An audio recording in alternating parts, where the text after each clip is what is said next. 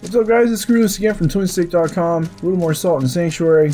This time we're going to do the route to the Forgotten King fight and the fight itself.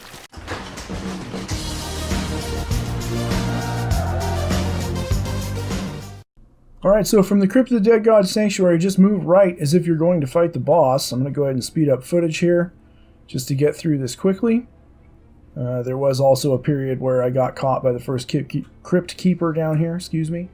And I made a little cut there, but it's the same spot. We're not missing any footage.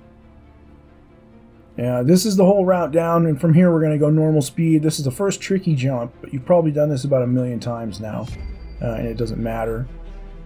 From here, of course, you're just going to go down, as I said earlier, as if you're going to fight the boss. We're nearly at that.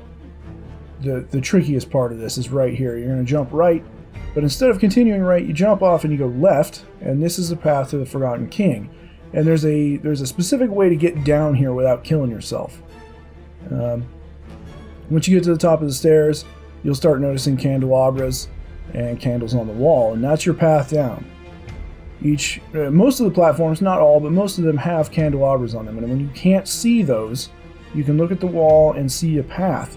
You see the candles lit on the wall behind the scene.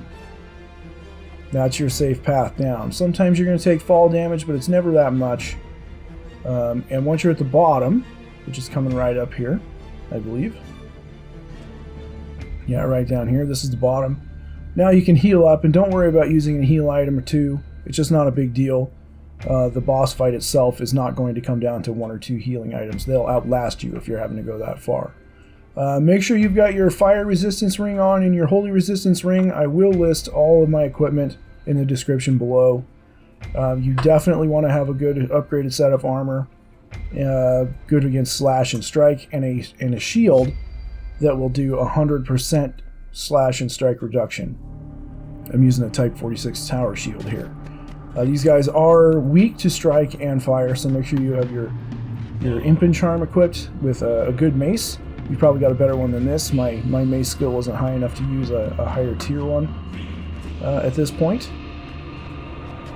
What you want to do is try to focus the judge down, but when you first start the fight, you definitely want to just start blocking, because these guys are pretty relentless in their attacks, and you just kind of want to wait for opportunities. And swing at everything. Swing at everyone, because obviously the more health you can reduce, the quicker you can take other characters out of the fight.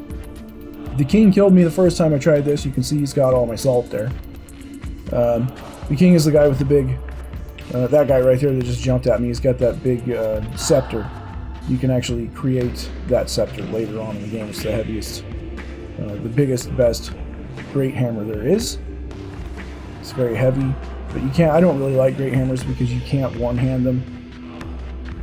In any case, you want to take the judge out first. This is the judge that's floating around shooting the magic at you. That's the holy and fire damage that you need to resist.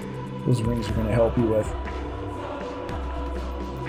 You want to try and focus them down, because the point of this is that you can't really ever fully block all that damage, to my knowledge at least. And it's just relentless. It comes at you from all over the place. You'll also, or he, it, whatever, floats around a little bit quicker than the king and the knight. And it just adds an extra step of annoyance. Getting hit, obviously, is a bother, because the more they hit you, the more they wound you. The more they wound you, the less ultimate health you have to your health pool. It makes healing up and surviving long periods harder. You want to watch out for the king. Obviously, he'll kick you, and if he does, he'll knock you over. The knight will jump across with that greatsword and cause a lot of damage, so just keep your block up often. Heal when you have to. Take opportune strikes when you can. It seems like I actually took the king down first in this fight. Use your dart brand to cover distance quickly. That's also a helpful tip.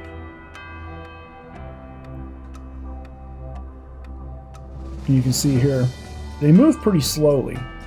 They hit you hard, but they move pretty slowly. And ultimately, even though this is 3 bosses at the same time, if you're upgraded well enough, they're not really that much of a problem. There I am trying to get the gold. Just being greedy. Probably should have just left it there, rather than taking a little extra damage.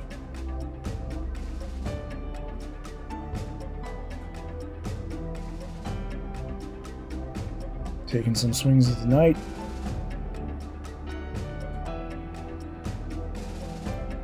Keep on going. Just keep it up.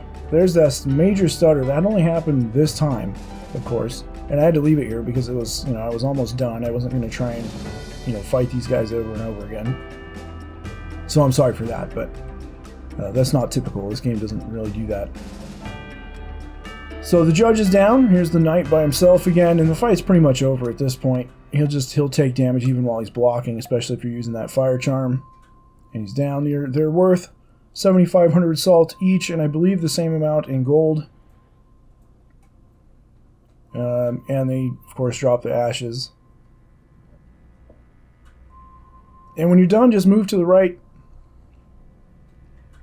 Keep on going right, because there is a shimmering pearl in a bag on the steps on the climb back up to the shortcut. And I'll show you that. And then we'll end the video, because that's all there is to it. The fight itself, as I said, is not really that difficult. It's more about endurance. Being able to last a while, which is why you want the heavily upgraded armor and shield. You saw the pearl back there. And this is it, guys. Thank you very much for watching. I'm Squealers from twinstiq.com. Have a great one, guys. Bye-bye.